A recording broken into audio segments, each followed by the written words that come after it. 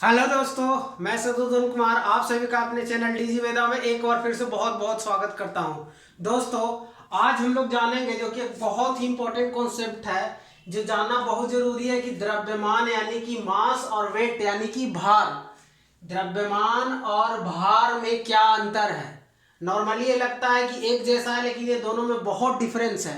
तो चलिए सिलसिलेवार तरीके से हम जानेंगे। पॉइंट वाइज मैनर में मैंने लिख रखा है कि द्रव्यमान और भार में जो बेसिक डिफरेंस है वो क्या होता है, ये जानना बहुत जरूरी है। तो चलिए दोस्तों स्टार्ट करते हैं। देखिए, मैंने इंग्लिश में लिखा है, लेकिन मैं इसको एक्सप्लेन पूरे हिंदी में करूंगा ताकि इंग्लिश हिंदी दोनों तरह के स्टूडेंट को फायदा हो सके। देखिए, डजेंट चेंज विथ लोकेशन, यानी कि द्रव्यमान है वो लोकेशन यानी कि लोकेशन के साथ चेंज नहीं होता है। जैसे कि अगर किसी भी वस्तु का द्रव्यमान, अगर किसी वस्तु का द्रव्यमान 5 kg कहाँ पे है, अर्थ पे है, तो मून पे भी उसका 5 kg ही रहेगा। ये बात आप लोग याद रखिएगा, मून पे भी 5 kg रहेगा, क्योंकि हम लोग केजी में मेजर कर रहे हैं, केजी में द्रव्यमान को मेजर करते हैं। जैसे देखिए, अब समझिए द्रव्यमान चेंज क्यों नहीं होता है। देखिए इसको समझिए, जैसे पेन बाय द वे अगर 100 ग्राम का है, ठीक है, तो इसका द्रव्यमान कितना है, 100 ग्राम।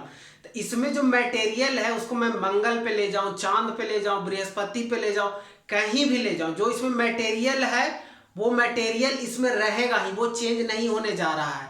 लेकिन जो वेट है आगे वाला पॉइंट में वो मैं डिस्कस करूंगा, वो चेंज हो जाता है। तो इसको समझिए कि द्रव्यमान क्या होता है। द्रव्यमान होता है द्रव्य की मात्रा, यानी कि matter available in material, matter available in material. द्रव्यमान में द्रव्य की मात्रा को क्या बोलते हैं, द्रव्यमान। यानी कि ये कभी भी किसी भी लोकेशन पे चेंज नहीं होता है, क्योंकि जो मटेरियल इसमें जिससे ये बना हुआ है वही रहेगा, कहीं भी आप ले जाओ।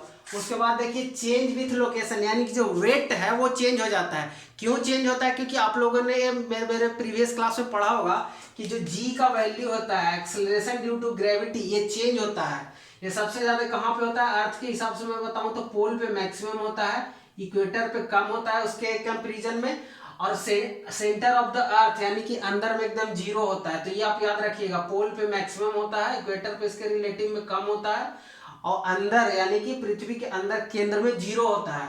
तो जैसे जैसे g का वैल्यू 9.8 होता है मीटर पर सेकेंड स्क्वायर, ये जब चेंज होगा, जैसे मून पे क्या हो जाता है, मून पे अगर आप 60 किलो के हैं तो मून पे जाइएगा तो 60/6 हो जाएगा। 60/6 बोले तो आप 10 न्यूटन आप में वेट लगेगा, 1/6 हो जाता है नॉर्मली, इसको याद रखिएगा। मून पे 1/6 हो जाता है, मास चेंज नहीं होता, वेट चेंज हो जाता है। ठीक है, अगर आपको वेट कम करना है, वेट कम नहीं हो रहा है, तो मून पे चले जाइए, आपका वेट कम हो जाएगा, क्योंकि वहां ऑटोमेटिक 1/6 रीडिंग दिखाएगा, आप खुश हो जाइएगा।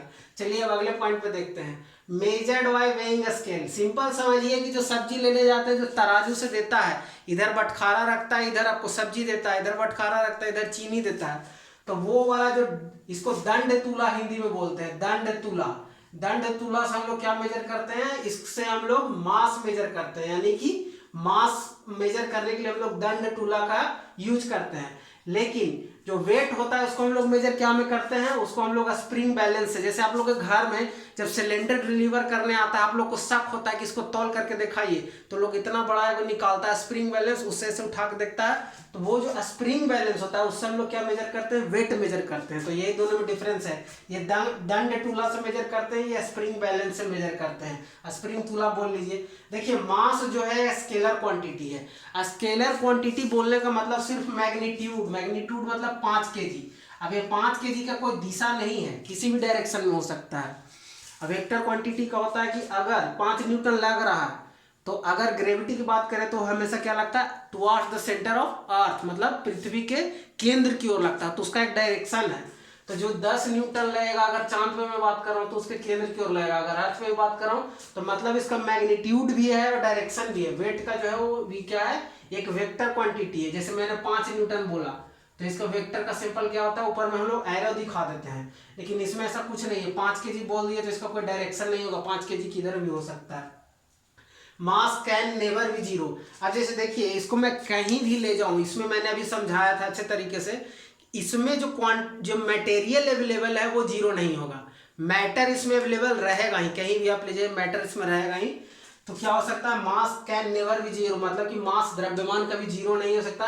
Wait can be zero based on gravity active upon it, मतलब कि वेट जीरो हो सकता है। मैंने समझाया था कि जब ग्रेविटी फोर्स जीरो हो जाएगा, जी जीरो हो जाएगा, तो क्या हो जाएगा, वेट क्या होता है, वेट बराबर क्या होता है, वेट बराबर m इंटू जी होता है। तो जब g हो जाएगा तो g जीरो हो जाएगा, तो m इंटू जीरो, किसी में किसी भी चीज से मल्टीप्लाई कर दो तो वो जीरो हो जाएगा।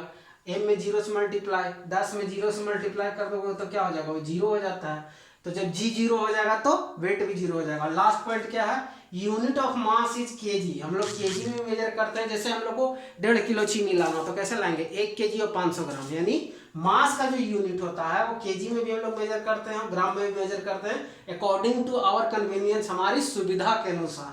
ठीक है। Unit of weight is newton, यानी वेट को हम लोग क्या में मेजर करते हैं, न्यूटन में मेजर करते हैं कि कितना न्यूटन फोर्स लग रहा है, उसको हम लोग वेट बोलते हैं। ये क्या होता है, अर्थ और किसी भी ऑब्जेक्ट के बीच में जो फोर्स लगता है उसको हम लोग क्या बोलते हैं, ग्रेविटी फोर्स। इनडायरेक्टली बोल सकते हैं कि वही वेट, एक तरह की वही वेट है। तो यहाँ पर आप लोगों ने 5 पॉइंट समझा होगा। मैंने वेट और मैंने द्रव्यमान और मास को बहुत अच्छे तरीके से बताया है कि कैसे चेंज होता है, नहीं चेंज होता है, इसके पीछे लॉजिक क्या है। ये सारी चीज़ें मैंने इस छोटे से वीडियो में एक्सप्लेन कर दिया है। फिर भी आप लोगों को कोई डाउट रहता हो तो कमेंट बॉक्स में पूछिए। और हमारे चैनल के नाम से, डीजी वेदा के नाम से टेलीग्राम पे भी एक चैनल बना हुआ है, उस पर भी आप लोग क्वायरी अपना पूछ सकते हैं। तो वीडियो देखने के लिए आप सबका बहुत बहुत धन्यवाद। चैनल पे बने रहिए, आगे इस तरह का वीडियो इस चैनल पे आते रहेगा।